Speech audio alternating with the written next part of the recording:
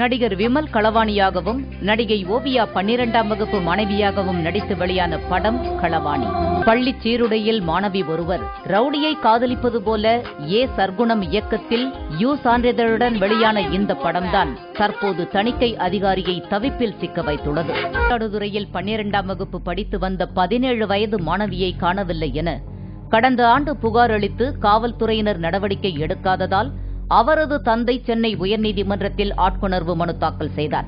கேரள மாநிலம் கோழிக்கோட்டில் அந்த பெண்ணுடன் தங்கியிருந்த விமல்ராஜ் என்ற 24 வயது இளைஞரை கைது செய்த காவல்துறையினர் கடந்த வாரம் ஆஜர்படுத்தினர்.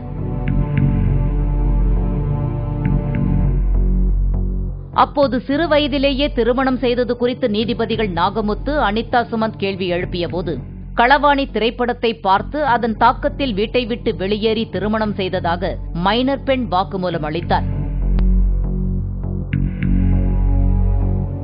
தற்போது 4 மாத கர்ப்பிணியாக இருப்பதாகவும் அந்த மைனர் பெண் குறிப்பிட்டார். மாணவ மாணவிகள் மற்றும் இளைஞர்களை தவறாக வழிநடத்தும் திரைப்படங்கள் அதிக அளவில் வெளிவருவது குறித்து பதிலளிக்க திரைப்பட தணிக்கைக் குழுவின் தலைமை அதிகாரி திங்கட்கிழமை காலை நேரில் ஆஜராகுமாறு உத்தரவிடப்பட்டிருந்தது. ஆனால் அவர் ஆஜராகாமல் அதிலிருந்து விலக்கு கேட்டு மனு தாக்கல் செய்ததற்கு கண்டனம் தெரிவித்த நீதிபதிகள் பிற்பகலுக்குள் ஆஜராகவிட்டால் கைது ஆணை பிறப்பிக்கப்படும் என எச்சரித்தனர்.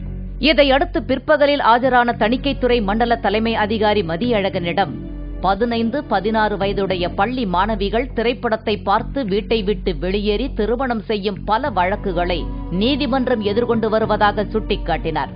பள்ளி சீருடைகளுடன் 15 வயதுக்கு உட்பட்ட குழந்தைகள் நடிக்கும் காட்சிகளை எப்படி அனுமதிக்கிறீர்கள் என நீதிபதிகள் கேள்வி எழுப்பினர்.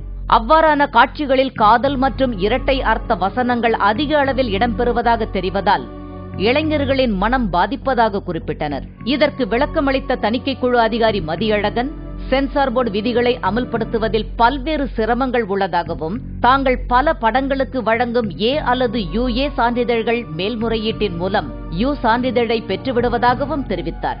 மேலும் பல காட்சிகள் கட் செய்தாலும் தங்களுக்கு தெரியாமலேயே திரைப்படங்களில் சேர்த்து விடுவதாகவும் குற்றம் சாட்டினார்.